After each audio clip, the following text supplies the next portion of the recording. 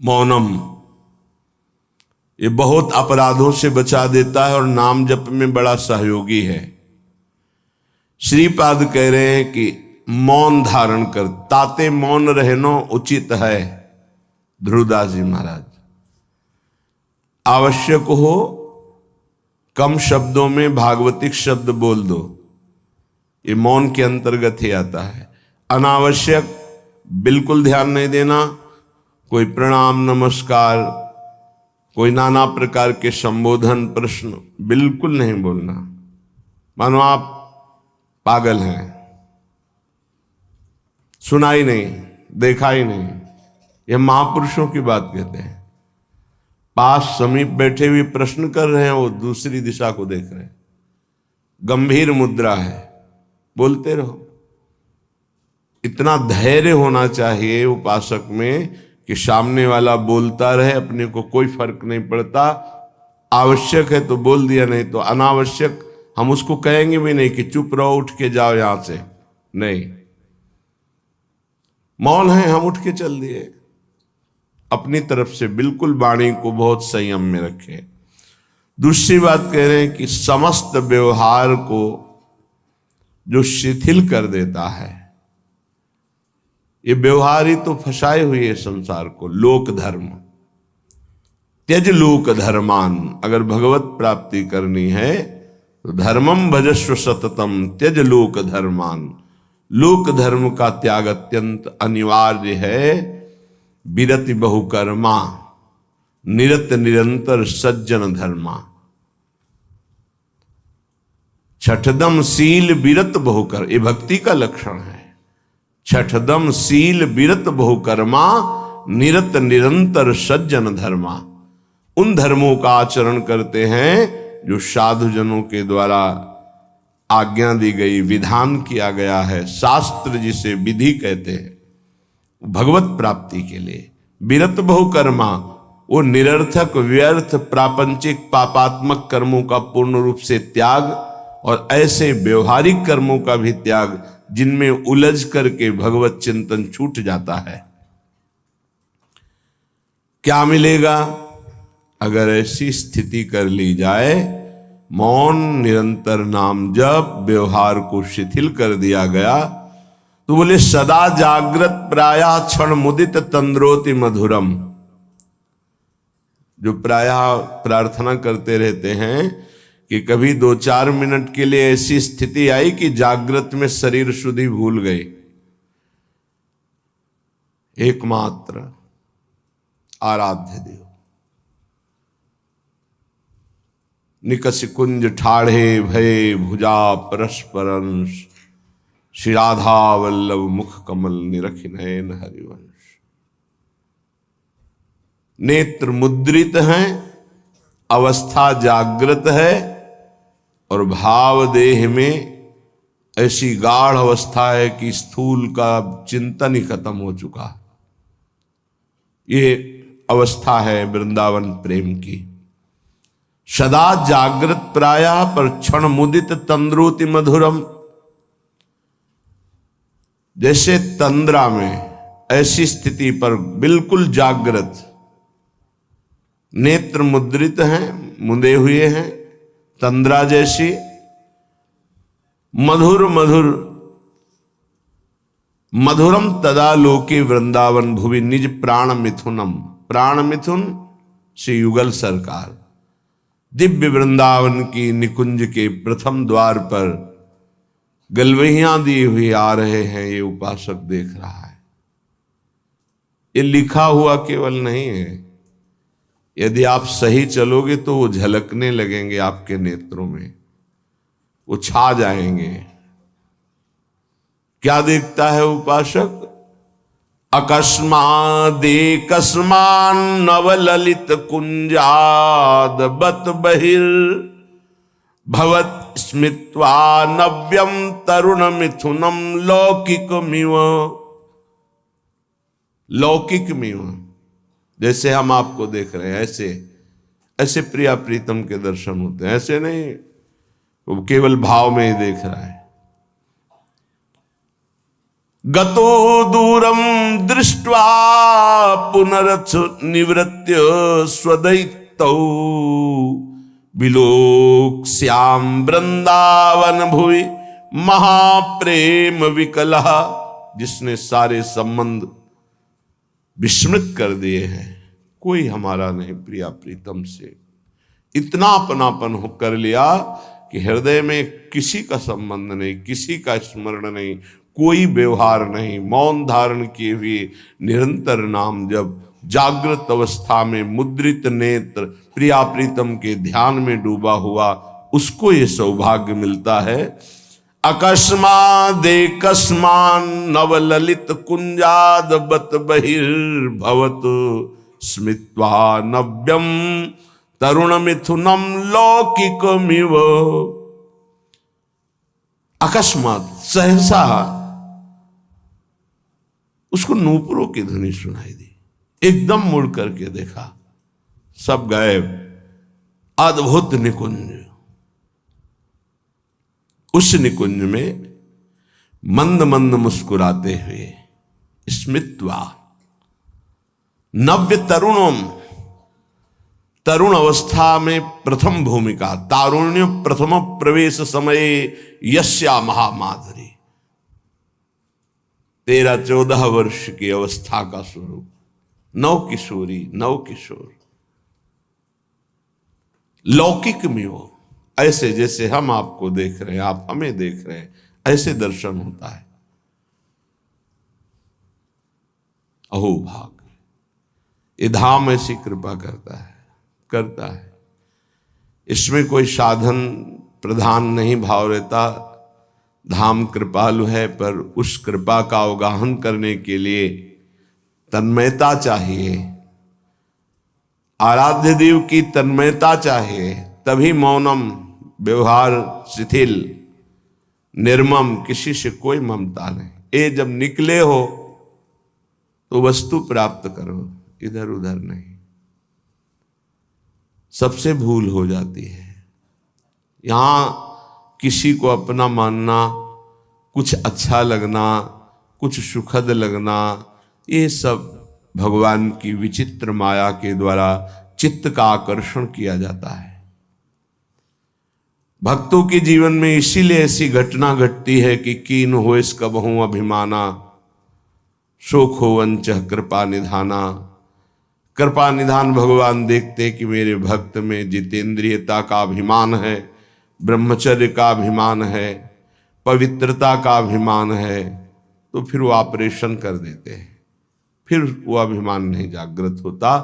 Operation बड़ा विचित्र होता है। भगवान कहो उपहास करवा के, अपमान करवा के, या विवेक के द्वारा, या उनके प्रियजनों के द्वारा निरादर करवा के, कई तरह के वृत्तियों से भगवान ऑपरेशन कराते हैं अपने जन का। हृदय जब निर्मम होता है, ममता रहित, अहंकार रहित, व्यवहार रहित, एकमात्र प्रियालाल में अपनापन, तब ये स्थिति का रसास्वादन होता है। आवत सी वृषभानु दुलारी, जिनको देख करके प्रेम में प्रभु विकल हो जाते हैं, उन प्रियाजू का जब उपासक को साक्षात्कार होता है तो केवल आचार्य कृपा ही हृदय को संभालती है, अन्यथा सामर्थ्य नहीं है। ऐसा रूप श्री लालजू महाराज का है कि बड़े बड़े मुनि जो निर्विकार ब्रह्मबोध संपन्न हैं, उनके मनों को क्षण में मोहित कर ले। मोहन मुनि सघन प्रगट परमानंद, गुण गंभीर गोपाला। ये मोहन मदन त्रिभंगी, मोहन मुनि मन रंगी, मुनियों के मन में अपने प्रेम रंग को रंग दिया। ऐसा रूप सुखदेव मुनि, बड़े बड़े महात्मा जो ब्रह्मबोध त्यागी वैरागी, जहां कहीं भी शब्द स्पर्श रूप रस गंध का लेस भी आकर्षण नहीं, उनको आकर्षित करके बलात् अपने रूप का प्रेमी बना लिया। ऐसे रूप सौंदर्य समुद्र प्रभु अनशन पर भुज दिए बिलोकत इंदु बदन बिबियोर, करत पान रस मत परस्पर, पर लोचन त्रसित चकोर। फिर भी नेत्र प्यासे हैं। ऐसे युगल सरकार को जब उपासक देखता है तो उसकी क्या दशा होती होगी। मछली की तरह आनंद में तड़पता है वृंदावन की भूमि में लौटता हुआ। जैसे मछली विकल होती जल के लिए, ऐसे आनंद विकलता में तड़पता है।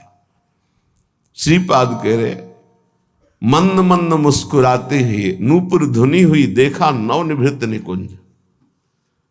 और नवनिवृत्त निकुंज की वीथी से गलवहियां दिए हुए मुस्कुराते हुए आ रहे हैं। लौकिक में वो देख रहा है, कोई ध्यान में नहीं, खुली आंख में।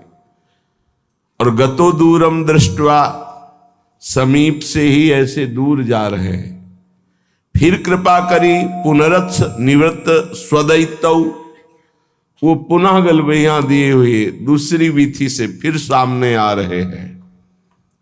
अपने प्रीतम युगल किशोर का ऐसा कृपा प्रसाद दर्शन पाकर विकल हो गया और भूमि पर विलोक्या श्याम वृंदावन भूमि महाप्रेम विकला, गिर गया भूमि पर, प्रेम विकल हो गया। समीप युगल सरकार आए और दुलार करके उठा रहे। श्रीपाद कह रहे, ऐसा मेरे जीवन में कब होगा। पुनरथ, पुनः मुझे ऐसा कब अवलोकन होगा। जैसे श्रीमद राधा सुधा निधि में बार बार मांगा गया कि मुझे ये सेवा मिले, मुझे ये दर्शन मिले, मैं ऐसा देख पाऊं पुनः। ऐसे श्रीपाद यहाँ कह रहे हैं कि ऐसा दर्शन कब मैं प्राप्त कर पाऊंगा पुनः। जो हमारे साथ घटना घटी कि अकस्मात नूपुर ध्वनि हुई, उधर देखा नवनिवृत्त निकुंज, और सुंदर वीथी से युगल सरकार मुस्कुराते हुए परस्पर वार्ता करते हुए आ रहे और समीप से दूर गए, फिर दूसरी वीथी से आ रहे। उनको ऐसे देखकर प्रेम विकल होकर के वृंदावन की भूमि में मूर्छित हो गया। आनंद मूर्छा, विलोक श्याम वृंदावन भूमि महाप्रेम विकला। फिर सरकार किशोरी किशोर आकर दुलार करते हुए उठा। ऐसा कब होगा। कितना अपार सुख उस उपासक को मिल रहा होगा जो ऐसा अनुभव कर रहा है, ऐसा देख रहा है।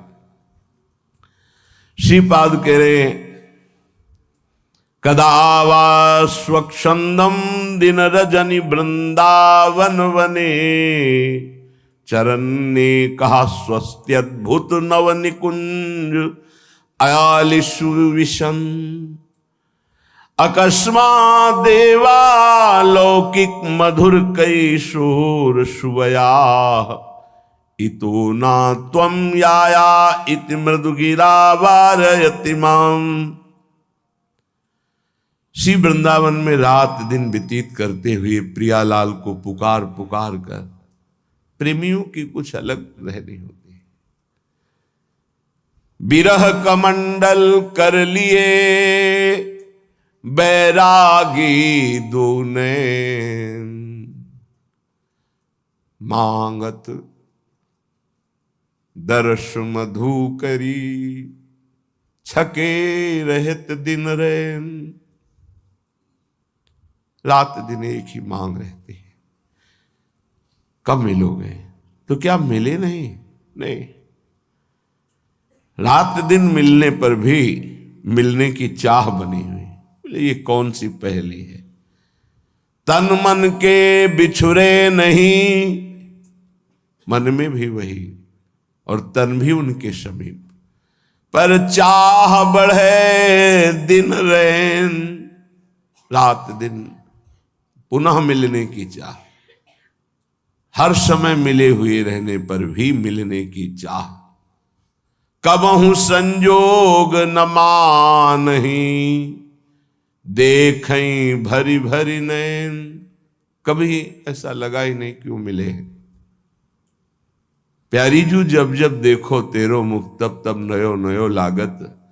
ऐसो भ्रम होत देखो न कबहू री। मानो कभी देखा ही नहीं, कभी मिले ही नहीं। अरबरात मिलवे को निश दिन, पर मिले ही रहते निश दिन। मनो कबहू मिले ना, ये प्रेम है। रात दिन वृंदावन में तड़प रहा है प्रिया प्रीतम के लिए। बलिहारी उसके जीवन को, ये तड़पन उसी को आती है जो रसिकों की आज्ञा के अनुसार समस्त संबंधों को शिथिल कर देता है। कहीं किसी से कोई भी अपनापन ना रहे, केवल प्रिया जो ये जन्म इसीलिए मिला है, मान जाओ, कोई तुम्हारा नहीं। पीछे जन्म में कौन कौन तुम्हारा था, पति पुत्र पत्नी परिवार सब भूल गए ना। अभी इसी जन्म को देखो, गर्भ में तुम्हें कितना कष्ट मिला था। अभी 20 30 40 वर्ष पहले की बात है कि हम 9 महीने नरक जैसे भयावने दुखद गर्भ में रहे माँ के, जहां पास में ही मलाशय मूत्राश्रय है, वहीं गर्भाशय है, उसी गर्भाशय में रहे। देखो माया कितना भुलावा कर देती है। तुम्हें याद है कि गर्भ में तुम्हें कैसी परिस्थिति में रखा गया था? तुम्हें याद है कि बाल्यावस्था कैसी कष्टप्रद थी? सब भूलते चले जा रहे हो। ऐसे ही पूर्व जन्म के सब रिश्ते नाते, पुत्र पत्नी परिवार सबको भूल गए। नया परिवार, ऐसे अगला जन्म फिर होगा। ये कब तक नई पढ़ाई, नया बैंक बैलेंस, नए संबंध कब तक बनाते रहेंगे? पुराने छूटते जा रहे हैं, नए बनाते चले जा रहे हैं और बढ़ते चले जा रहे हैं भूल भुलैया की तरफ, माया के भ्रम की तरफ। इतनी प्रियता कर ली है, मेरा पुत्र, मेरी पुत्री, मेरा पत्नी, मेरा परिवार, और ये सब नियत समय के लिए आए हुए जीवात्मा हैं, अपने कर्म का भोग आपके संग से। अब वो जहां गए तो तुम विकल हो गए, भगवान ने अनर्थ कर दिया, मेरा पुत्र छीन लिया। तुम्हारा कब था? क्या तुम परिचय जानते हो? कहां से आया था? कौन था? कहां गया? तुम्हें कुछ पता है? केवल बीच में मिल गया, मेरा मान लिया। बिना भजन के, बिना ज्ञान के बात तुम्हें कैसे समझ में आएगी? और जिस दिन समझ में आ गई तो प्रभु के सिवा और कोई समझ नहीं रह जाएगी। एक ही बात रहे, कैसे मिले प्रभु, कैसे मिले? रात दिन जो विकलता होती है, कौन जाने? या तो वो जाने जिसके सिर बीत रहे हो, या भगवान जानते हैं, दूसरा कोई नहीं जान सकता। अंतरदाव लगी रहे, धुआं न प्रगटे कोई, कह जाने दिल आपनो या जा सिर बीती होए। जिसके हृदय में प्रीति अपना प्रभाव दिखा रही, वो जान रहा है या भगवान जानते? दूसरा कोई जान ही नहीं सकता उसकी स्थिति को। जो निर्मम है, निरहंकार है, निरंतर भगवत चिंतन परायण है, उसके हृदय में प्रेम विकलता जागृत होती है। श्रीपाद कह रहे हैं, कदावा स्वच्छंदम दिन रजनी वृंदावन बने। स्वच्छंद का तात्पर्य होता कोई भी पारिवारिक सांसारिक आकर्षण रहित, कोई भी आकर्षण नहीं, अपरिचित की तरह। वृंदावन ऐसे रहे मनो चिन्हारो नाय। समझाओ तो समझ नहीं आता, लगता है कि ये हमारे प्रेमी जनों को छुड़ा रहे हैं। नहीं, तुम्हारे प्रेमी जन से मिला रहे हैं तुम्हें। ये तुम्हारे प्रेमी जन नहीं है, ये मायाकृत ढांचे तुम्हारे प्रेमी नहीं हैं। ये ढह जाएंगे काल के द्वारा, आज नहीं तो कल। प्रेमी है प्रियालाल, ये असली प्रेमी है। इन्हीं से अनंत जन्मों से बिछुड़ते हुए हम भटक रहे, अब अवसर आया है मिलने का।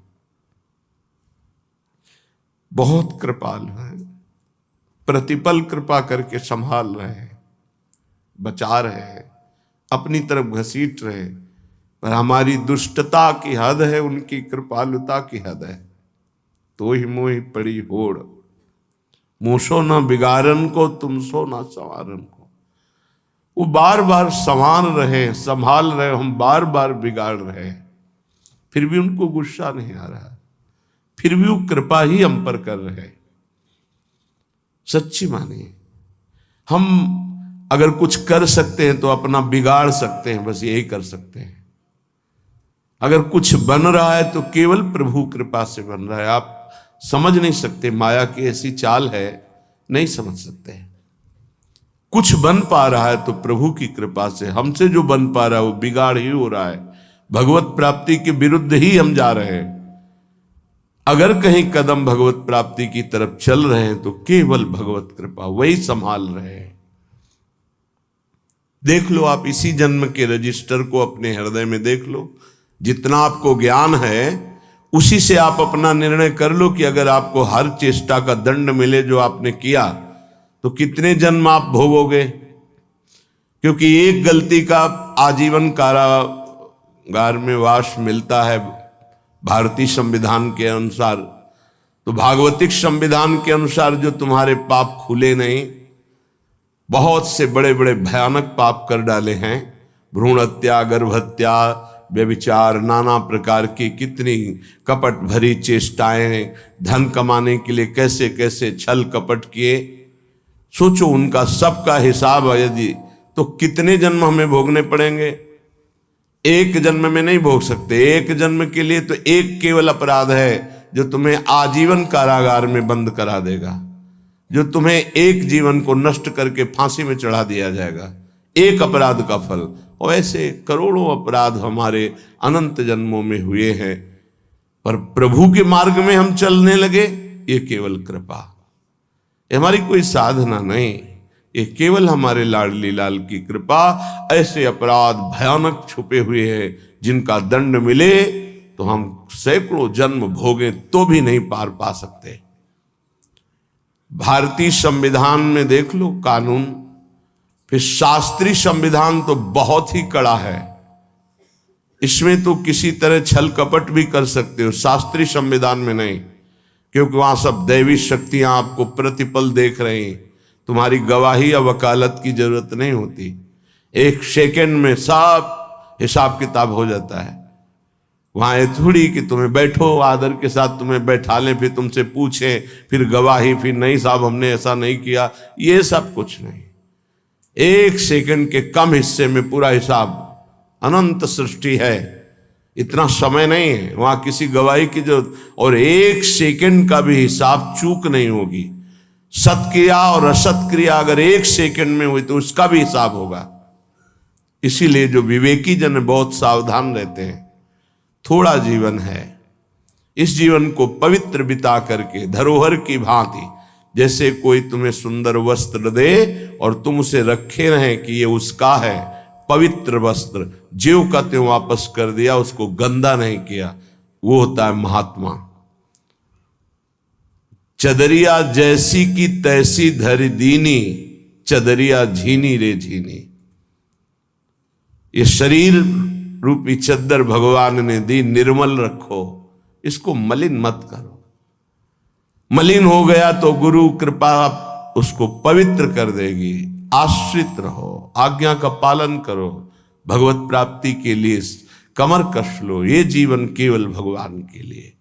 श्रीपाद कह रहे हैं, दिन रजनी वृंदावन बने, रात दिन नाम जप करते हुए, अगर आप बाहर भी हो तो रात दिन नाम जप करो। आप सोचते हैं पढ़ लिख कर कोई ऐसा पद मिल जाए, रुपया पैसा मकान हो, बस हम सुखी हो जाएंगे। पद कुछ नहीं, रुपया कुछ नहीं, मकान कुछ नहीं, स्थिति। बड़े भाग्यशाली जन हैं जो अध्यात्म स्थिति की तरफ चलते हैं, रात दिन नाम जप कर रहे हैं, धर्म पूर्वक व्यवहार कर रहे हैं। जो जा रहा है तो शोक नहीं, आया तो हर्ष नहीं, वो महात्मा, वो भगवत प्राप्ति के योग्य हो जाता है। गए की सोच नहीं, चाहे वो मृत्यु से गया हो, चाहे वो घर से गया हो, चाहे वस्तु हो, व्यक्ति हो, स्थान हो, गए की सोच नहीं, आए की हर्ष नहीं, वो भगवत प्राप्ति का उपासक रात दिन भजन करते हुए भगवान को प्राप्त होता है। चरण ने कहा स्वस्त्यद्भुत नव निकुंजालिशु विशन, वो सदैव एकांत में चिंतन करता रहता है। एकाकी, एकांत का शब्द आते ही कोई कमरा, कोई गुफा ऐसा सोचने लगते हैं, उसे एकांत नहीं कहते, ये तो बाय है। एक एकांत स्थान को लेकर के बात, एकाकी विचरण करने का मतलब अंदर केवल परमात्म चिंतन, केवल भगवत चिंतन, वो एकांत ही है। चाहे वो ऑफिस में बैठा हो, फावड़ा चला रहा हो, किसान हो, चाहे व्यापारी हो, एकमात्र भगवान का आश्रय, उनका चिंतन, वो एकाकी ही माना जाता है, एकांत ही माना जाता है। एकांत बैठे हुए प्रपंच का चिंतन कर रहा है वो प्रपंची ही माना जाता है। जो सदैव एकांत चिंतन करते हुए, तो उसके जीवन में मंगल सौभाग्य उदय होता है। अकस्मा देवालौकिक मधुर किशोर सुवया, अलौकिक नवनिभृत निकुंज, और सामने प्रिया प्रीतम, और एक सखी कहती है इतो ना तुम याया, इधर मत आना, वहीं खड़े रहना। उस सखी की मधुर वाक्य और सामने प्रिया प्रीतम, ये मेरे जीवन में पुनः कब होगा। सखी रो, तुम इधर मत आना, प्रिया प्रीतम पधार रहे, वहीं खड़े खड़े रूप का दर्शन करो। इतो ना तुम याया, इधर मत आना। तो सखी के अमृत में शब्द और सामने प्रिया प्रीतम, आहा, ऐसा मैं कब देखूंगा। उपासक जब ईमानदारी से भजन करता है तो पहले भगवत प्रेमी महापुरुषों का आकर्षण होता है, तब ये स्वरूप होता है। पहले दिव्य महापुरुष आते हैं जो प्रिया प्रीतम के निज जन हैं, बड़े बड़े महापुरुष हर संप्रदाय के। प्रिया प्रीतम के साक्षात्कार के पहले आचार्य का साक्षात्कार होता है, महापुरुषों का साक्षात्कार होता है, बड़े बड़े महापुरुषों का पहले आगमन होता है, तब निकुंजाधिपति श्री जी